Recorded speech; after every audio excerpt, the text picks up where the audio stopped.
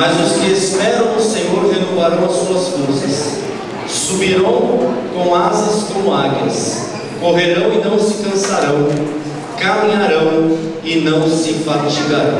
Glória a Deus. Amém? Podeis tomar assento. Os que esperam no Senhor renovarão as suas forças. O que significa renovar? Renovar, irmão, significa instaurar de novo. Significa fazer um novo contrato. A definição no português diz que renovar significa refigurar, restaurar, reafirmar e trazer novamente as características. Quando a Bíblia nos fala de renovação, nos fala de algo que já existiu e agora precisa ser renovado, precisa ser restaurado. E a Bíblia está dizendo que aqueles que esperam no Senhor renovarão as suas forças. Eu quero falar sobre 4 motivos que fazem com que nós perdemos a nossa força. Jesus está dizendo para que aqueles que esperam no Senhor renovam as suas forças. E eu quero falar sobre 4 motivos que fazem com que um cristão perca as suas forças. O primeiro deles é o tempo. O próprio texto diz: aqueles que esperam.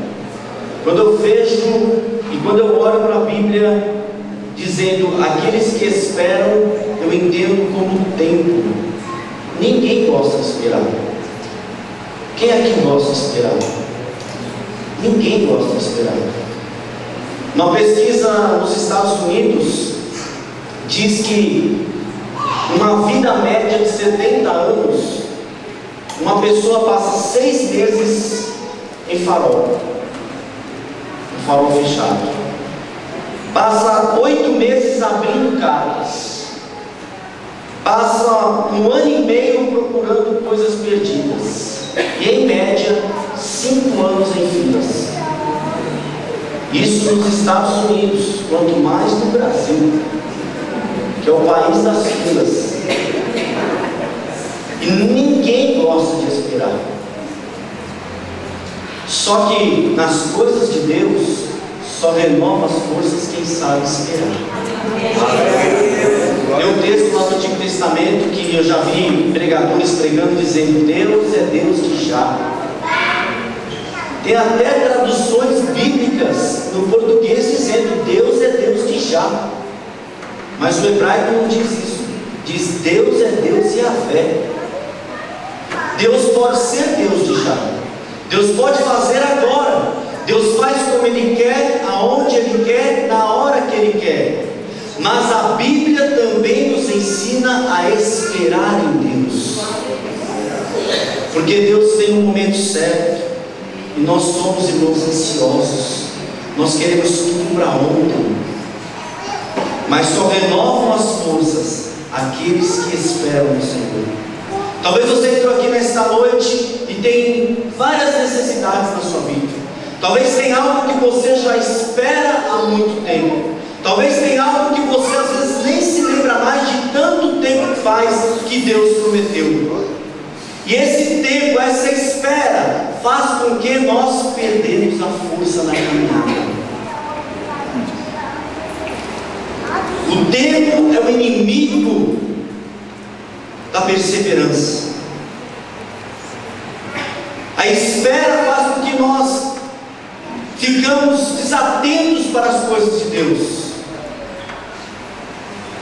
Se eu ficar, irmãos, esperando muito algo, a minha tendência é me distrair, porque vai vir o cansaço.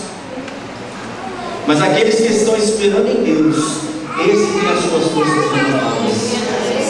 Talvez você venha aqui hoje. Deus tem promessa na tua vida. Deus, você sabe as promessas que Deus tem na tua vida. Você, quem sabe, já esperou muito tempo e até se esqueceu, mas Ele não se esquece. Talvez você esperou muito tempo e até desistiu de sonhar com essas promessas.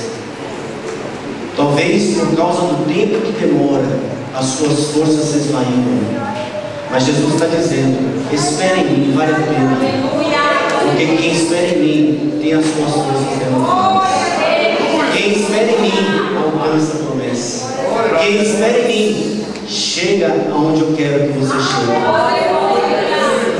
A Bíblia nos fala também, lá em Abacuque, capítulo 3, versículo 2: aviva a tua obra, Senhor, no meio dos anos, e no meio dos anos a faz conhecida.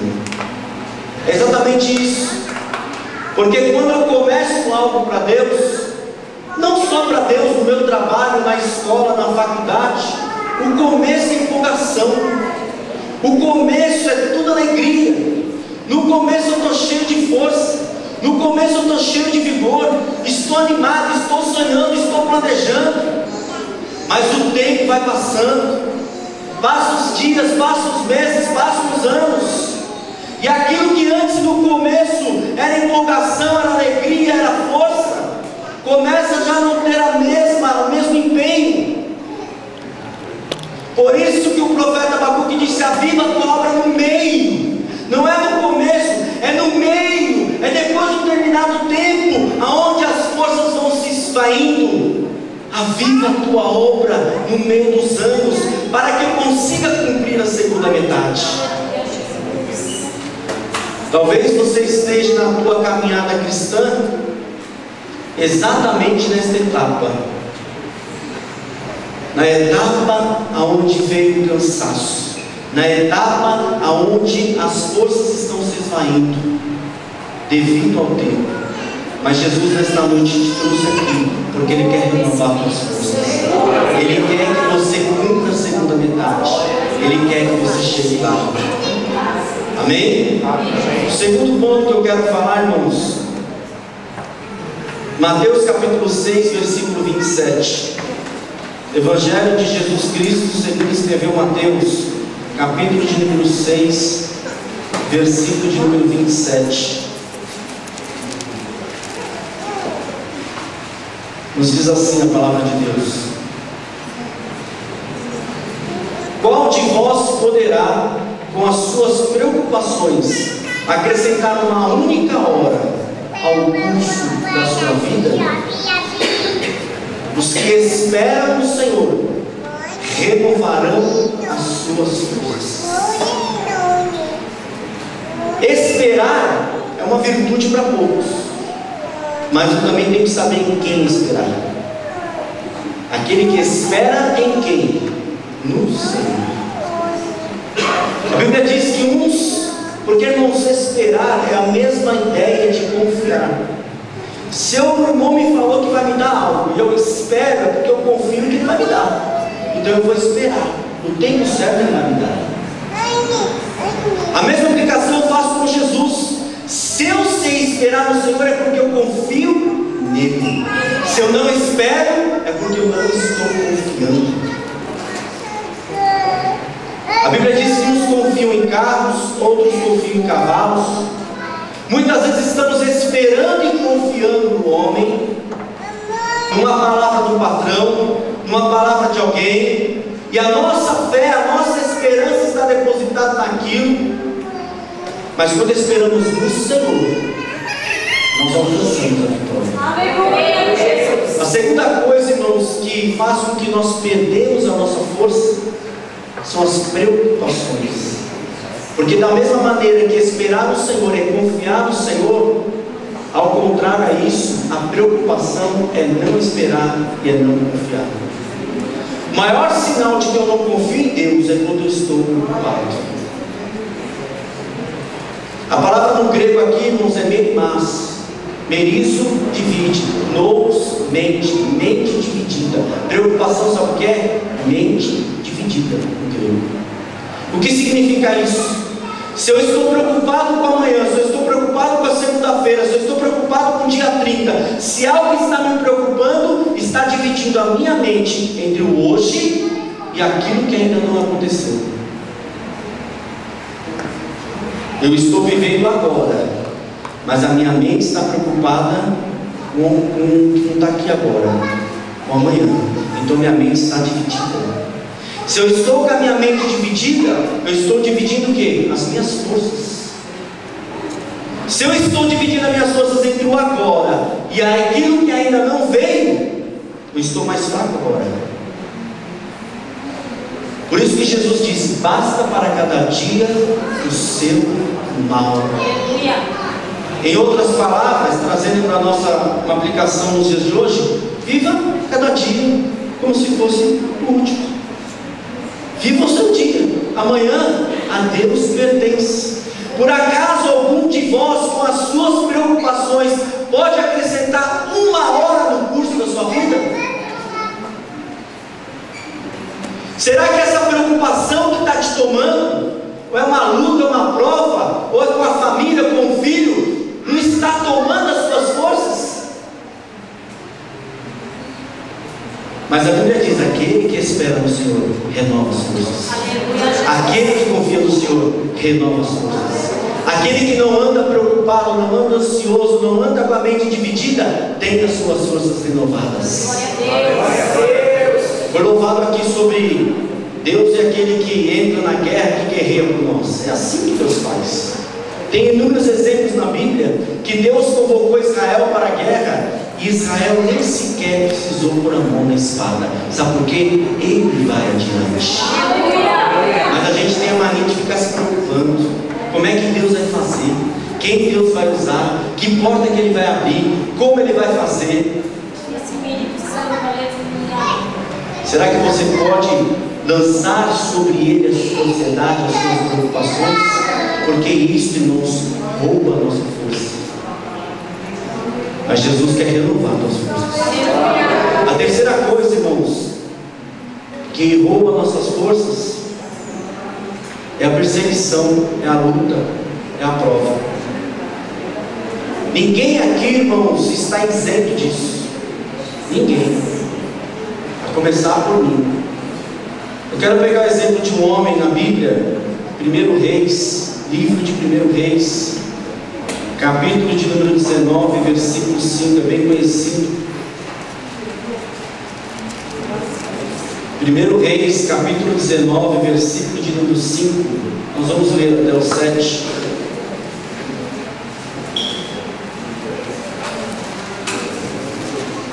Amém? Diz assim: e deitando-se dormiu debaixo do zimbro, de súbito um anjo tocou e lhe disse: levanta-te e come. Ele olhou e viu que a sua cabeceira estava um pão cozido sobre brasas e uma botija de água. Tendo comido e bebido, tornou a deitar-se. O anjo do Senhor voltou segunda vez, tocou-o e lhe disse: levanta-te e come, pois muito longo te será o caminho. Irmãos, na história da igreja, na história da Bíblia e da igreja, por consequência, nunca ouvi falar alguém que orou e caiu fogo do céu. Nunca ouvi falar. Este homem foi Elias. Não foi só essa vez no Monte Carmelo, onde ele enfrentou ali os profetas de Baal, os profetas do posto ídolo, e ele fez um desafio. E a Bíblia diz que ficaram desde a alva até o meio-dia clamando para ver qual Deus ia responder por fogo. E quando aqueles profetas ficaram todo aquele tempo se cortando, clamando aos seus deuses, nada de fogo, Elias disse assim: agora é minha vez. E se você tiver curiosidade, leia a oração de Elias na sua casa, leia no seu ritmo de orar. Alguns estudiosos dizem que durou 15 segundos, já foi o suficiente para Deus responder por fogo. E agora Elias desce do Monte Carmelo vitorioso, desce mostrando para Israel quem é o Deus verdadeiro. E agora vai para o deserto. E esse mesmo homem que orou e caiu fogo no céu, pediu para si a morte, pois ficara sabendo que Jezabel continuava perseguindo. Por isso que eu falei, ninguém está isento. Elias, quem sabe, pensava que depois daquela vitória agora ia ser um momento de bonança, mas não. Depois da vitória, Jezabel ainda estava no seu pé. Jezabel ainda estava na sua perseguição contra ele, e ele disse aqui, em outras palavras, parafraseando: eu desisto. E ele dorme no deserto. E a Bíblia diz que o anjo vem, toca em Elias, e lhe apresenta ali uma comida, uma água, e diz: come, levanta-te. E a Bíblia diz que Elias comeu, bebeu e voltou a dormir. A terceira coisa que rouba as nossas forças, irmãos, é a perseguição. A perseguição roubou as forças de Elias. Eu fico imaginando Elias no deserto, dormindo. É muito confortável dormir no deserto, muito confortável. De dia 40 graus, de noite abaixo de zero. É muito bom lugar ideal para dormir. Porque, irmãos, quem está sem força dorme em qualquer lugar. E tem muita gente dormindo espiritualmente falando. A Bíblia diz que no meio do deserto, do nada, aparece um anjo, um ser celestial, com comida e bebida. Elias comeu e bebeu, nem quis saber de onde veio, nem prestou atenção no milagre que estava aos seus olhos, e voltou a dormir. Sabe o que é isso? É a chamada pílula de Deus no culto de domingo à noite, ou de sábado à noite. Vem, me alegro, fala em língua estranha, canto os hinos lindos e maravilhosos, mas quando vou para minha casa, volto a dormir. O anjo vem, me toca, Jesus vem, me toca, me alimenta, mata a minha sede, dá-me uma palavra, me orienta, e eu chego em casa e volto a dormir. Sabe por quê? Porque está sem força. Mas graças a Deus que Jesus, irmãos, Ele é insistente conosco. Ele não desiste de mim, Ele não desiste de você. A Bíblia diz que hoje foi pela segunda vez que tocou e disse: Elias, come, bebe, porque longo é o teu caminho. Você começou uma caminhada no começo dos anos, na metade dos anos veio o cansaço, mas eu estou aqui para renovar as tuas forças. Eu tenho o alimento de Deus para você se alimentar. Então levanta-te, porque não é aí que acaba a sua história, não é aí que acaba a sua caminhada.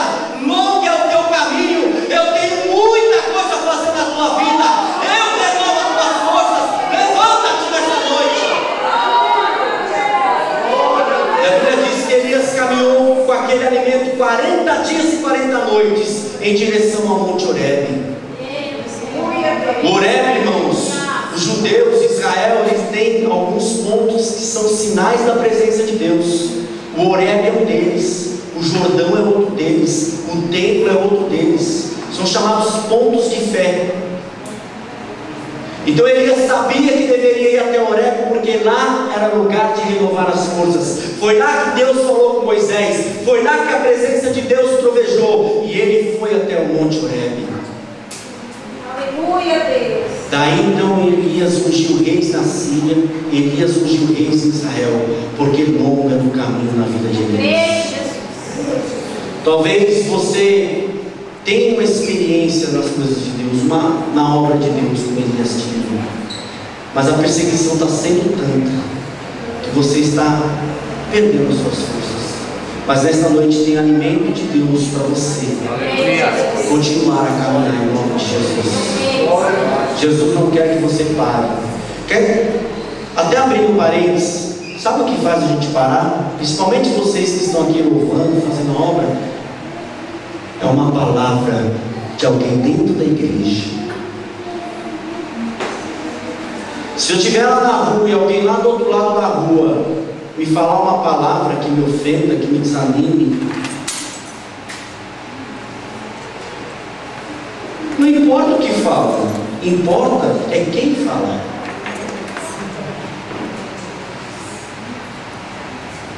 Se a minha esposa falar uma palavra que me ofende, aí vai me entristecer, que é minha esposa. Se o irmão da igreja, que eu estou junto com ele na mesma caminhada, no mesmo barco, vai me entristecer. Mas Jesus está dizendo para você: confia no Senhor, espera nele, porque Ele tem palavra de vida eterna. E quando a palavra for dura, que venha dele, porque a palavra dura dele não mata ninguém. Eu vou chegar lá. Primeiro, o tempo. Segundo, as preocupações. Terceiro, as lutas. E por fim, irmãos, a negligência, a falha, o pecado. Como eu disse, todos nós aqui estamos sujeitos também a falhar, a pecar, a negligenciar. Eu gosto dessa palavra, negligenciar. Isso também faz com que a gente perca a força. A Bíblia diz assim: ai daquele que faz a obra do Senhor relaxadamente. É a negligência. A Bíblia nos fala de um homem, Marcos 16, versículo 7. Marcos capítulo 16, versículo de número 7.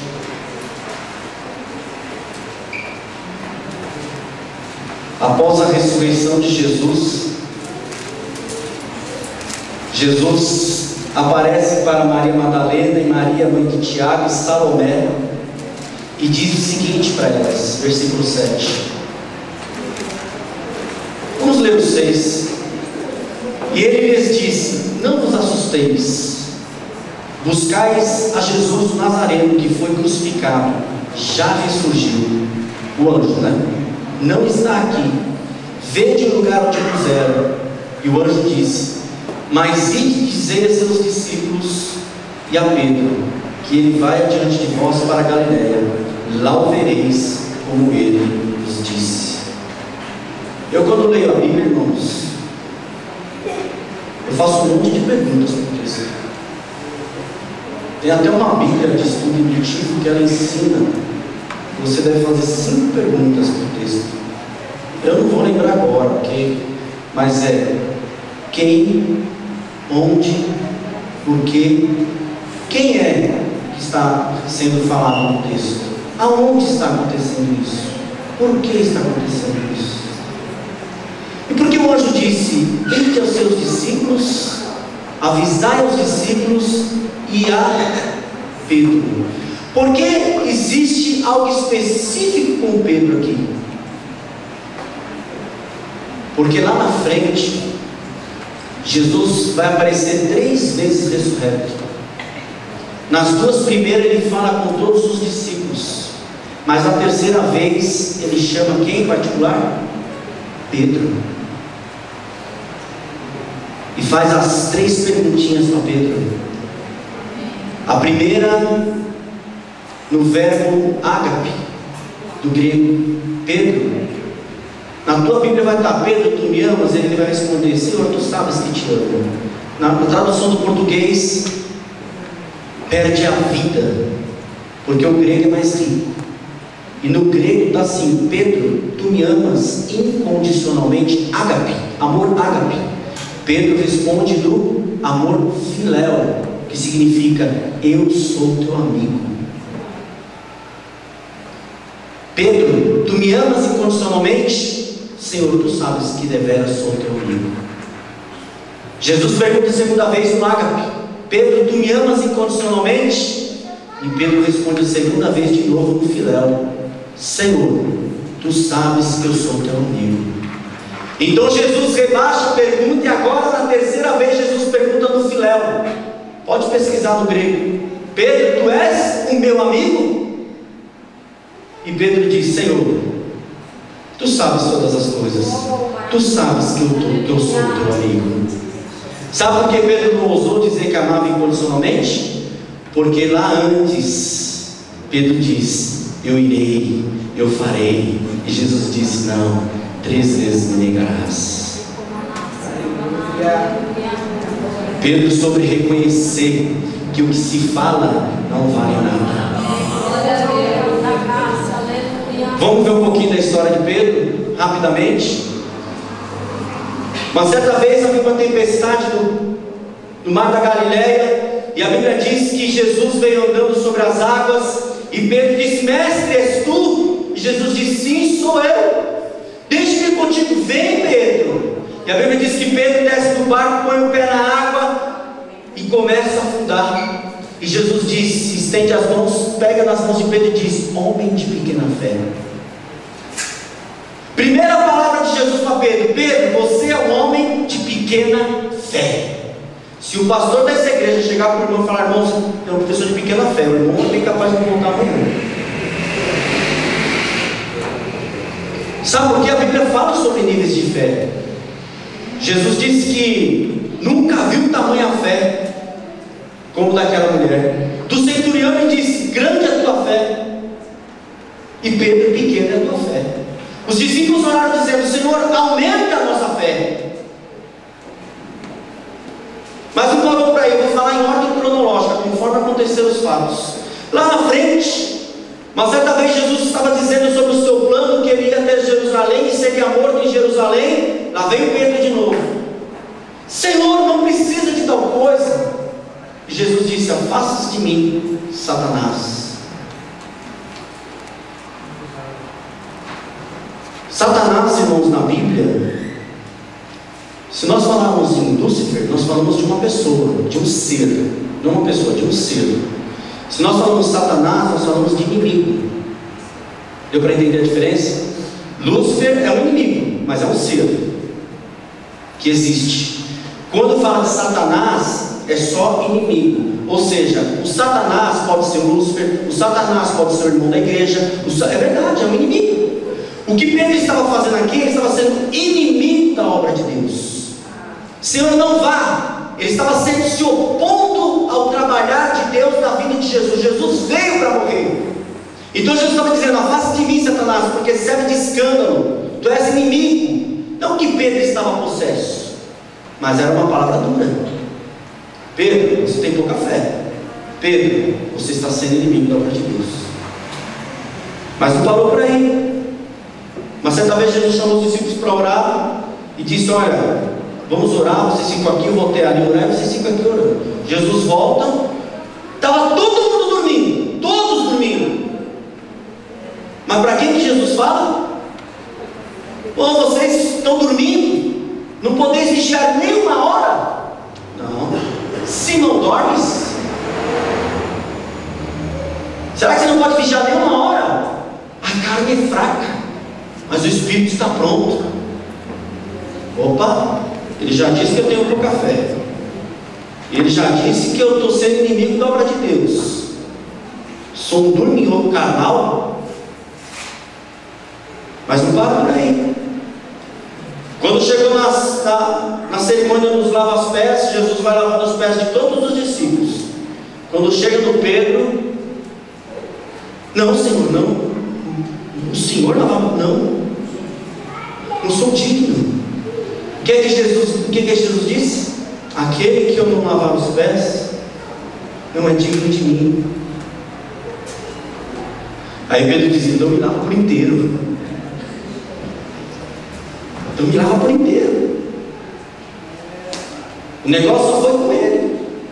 Mas não para por aí. Quando Jesus está na ceia, próximo aos momentos que antecedem a sua prisão, ele começa a dizer: um de vós, havia 12, um de vós há de me trair.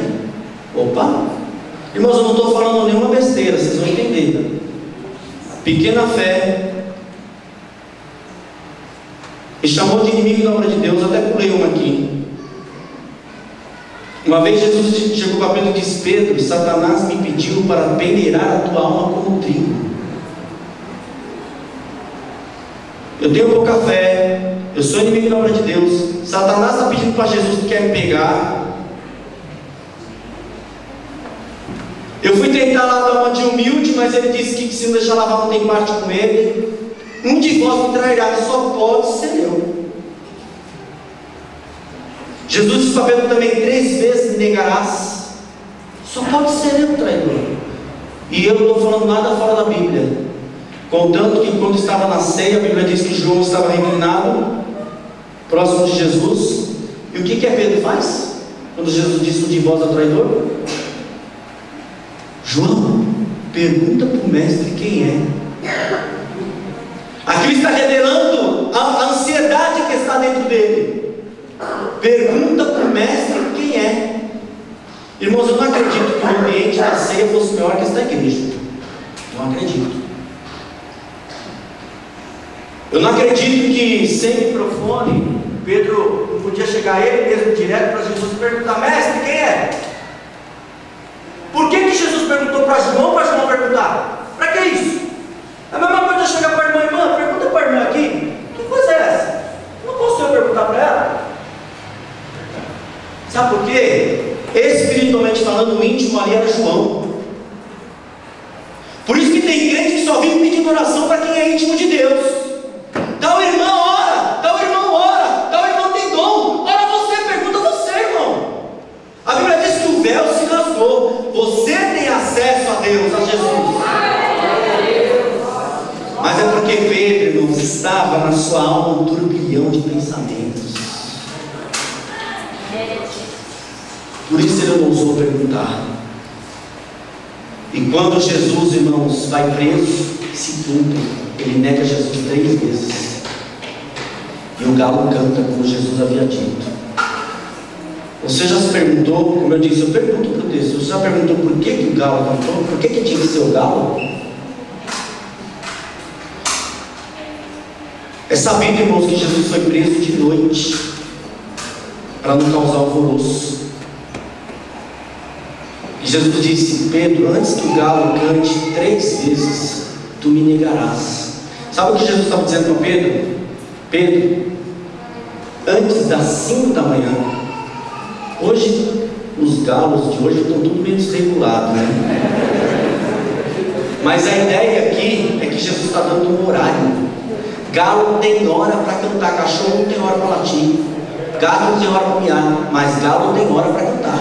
Então Jesus está dizendo: Pedro, antes da alvorada, tu vai me negar. Mas não é uma não, é 2, não é 2 não, é 3 vezes. Já pensou Jesus dizer para você assim: olha, daqui 7 horas você vai me negar 3 vezes? Aí você diz: ah, não é possível, é muito pouco tempo para mim fazer tudo isso. Mas Jesus conhece. E a Bíblia diz que quando Jesus foi preso, o galo cantou, o que aconteceu? Jesus olhou para quem? Para quem, irmãos? Para Pedro. É o pior olhar da história. Você consegue imaginar isso? É o pior olhar da história. A Bíblia diz que Pedro chorou amargamente. Ele viu o mestre indo ser preso. Jesus foi crucificado. Jesus morreu. A Bíblia diz que todos os discípulos não se lembravam que ele iria ressuscitar. Isso é claro na Bíblia. Os dois discípulos no caminho de Emaús estavam voltando de Jerusalém. Quando Jesus chega do lado dele ressurreto: do que vocês estão conversando? Não, um profeta esteve aí, fez milagres, ensinou, mas a gente, em outras palavras, né? A gente está indo agora para Emaús porque ele morreu. Ninguém se lembrava. A Bíblia diz que o Pedro voltou a pescar. Ninguém se lembrava. Por isso que o anjo veio com essa notícia, avisar os discípulos que ele ressurgiu, e avisa Pedro. Aleluia, glória a Deus. E aí Jesus vai ter um particular com Pedro. Da mesma maneira que ele negou 3 vezes, Jesus vai perguntar 3 vezes: tu me amas? Sabe o que é isso, irmãos? Pedro negligenciou. Pedro negou. Ele disse: não conheço o tal Jesus. Ele falou, e isso nos enfraquece. Mas na terceira vez que Jesus perguntou: tu és meu amigo? Ele disse: Senhor, tu sabes todas as coisas. Eu aprendi que tu sabes todas as coisas. Eu aprendi que se o Senhor falar que se eu vou te negar, é porque eu vou. Tu sabes todas as coisas. Tu sabes que eu sou teu amigo. E aí sabe o que Jesus diz para ele? Então, Pedro, apacenta as minhas ovelhas. Sabe o que Jesus está dizendo? Você está preparado. Você está pronto?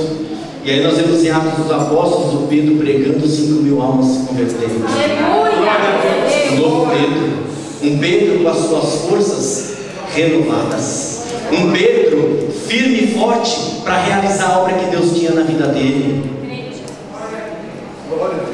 Por isso que tem alguns hinos que eu tenho receio. Tem até uns que o ritmo é bem legal, bem agradável, mas a letra: eu não morrerei enquanto as promessas não se cumprirem em mim. Tem base bíblica nenhuma para isso. Hebreus capítulo 11 diz que muitos morreram e não alcançaram a promessa. Senhor, eu vou até o fim, eu entrego a minha vida e agora? Jesus está olhando, vai mesmo?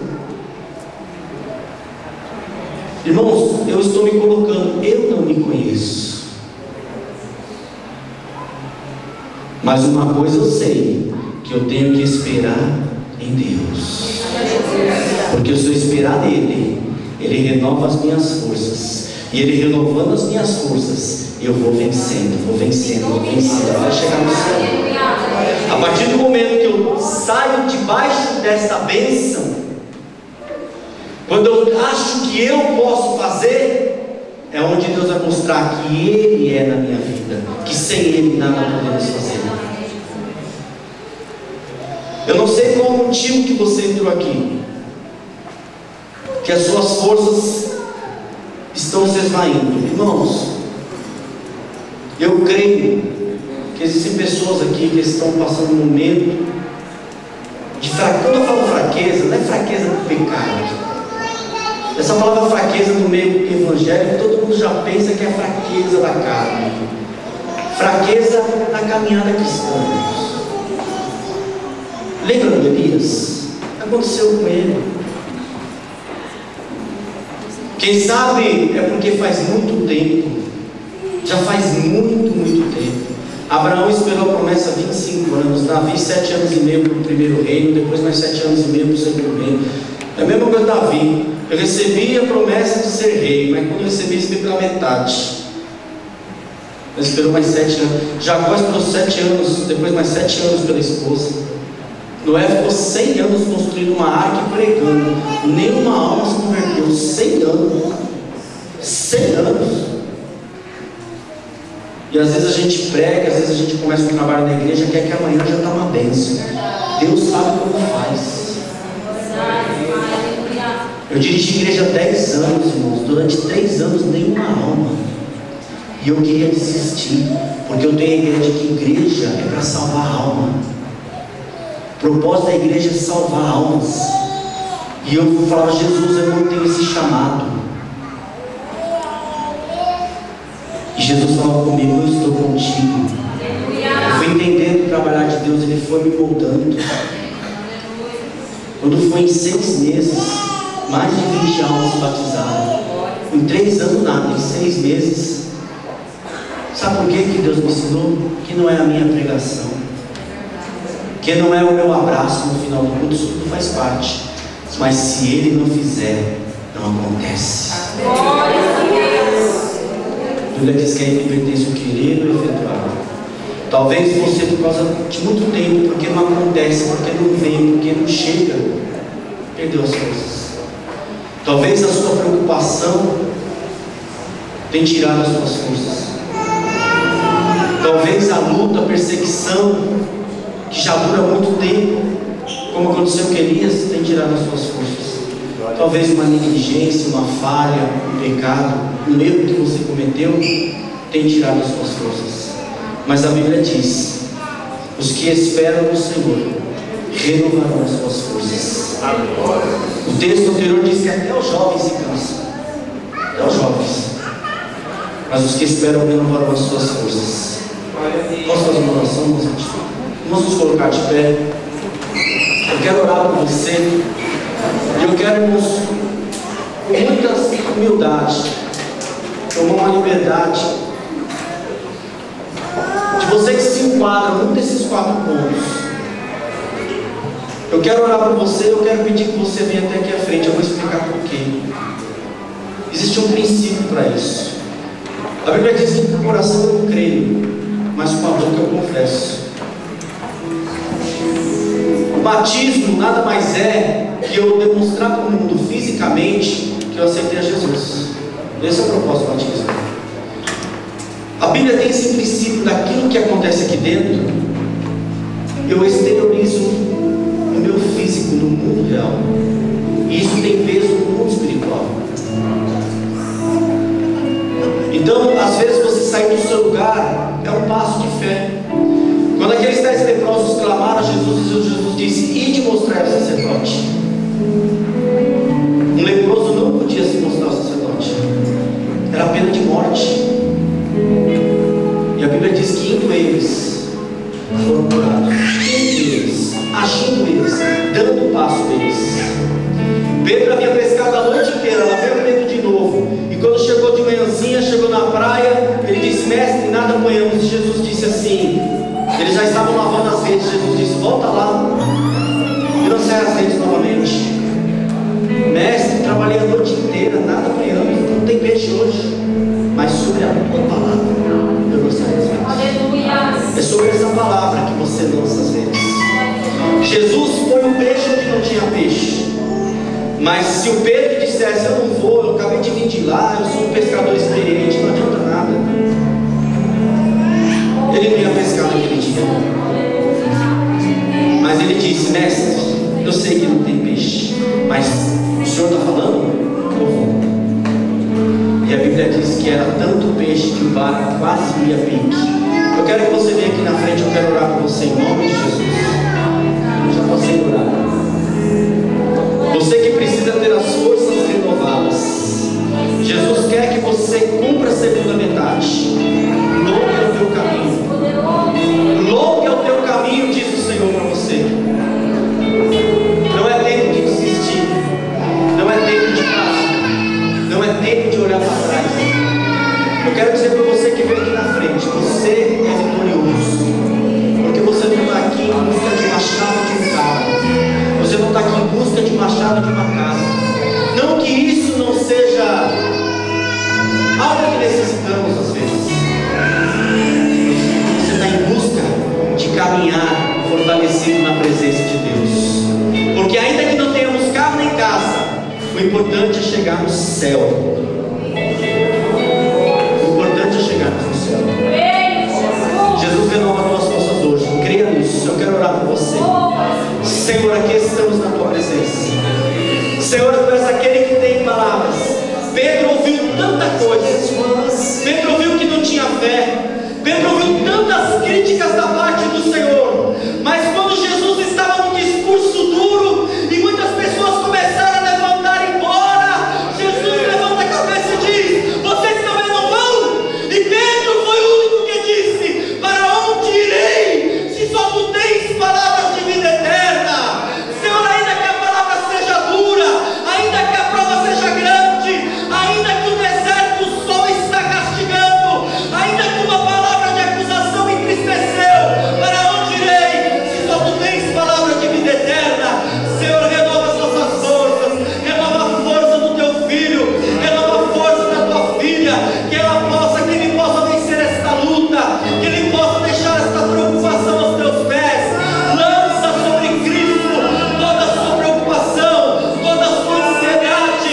Nada vai mudar com a tua preocupação, mas Jesus muda tudo.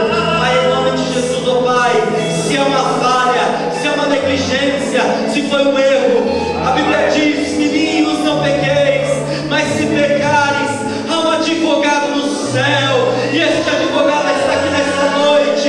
O sangue de Jesus nos purifica de todo pecado. Pai, nós queremos chegar, nós queremos fazer como Elias, chegar ao Monte Horebe, não lá em Israel, não um monte físico, mas o lugar da tua habitação. Queremos chegar ao céu. Renova as nossas forças nesta noite, em nome de Jesus.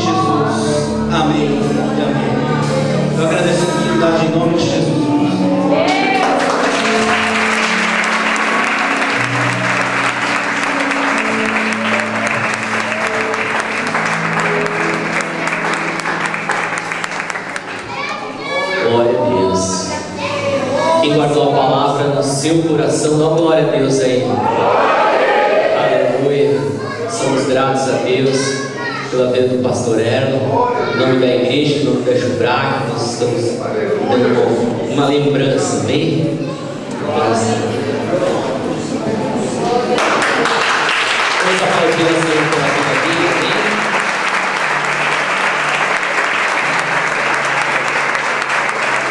Glória a Deus. Aleluia. Aleluia. Os irmãos podem se assentar. Já louvamos a Deus. Já ouvimos a santa palavra do Senhor. E agora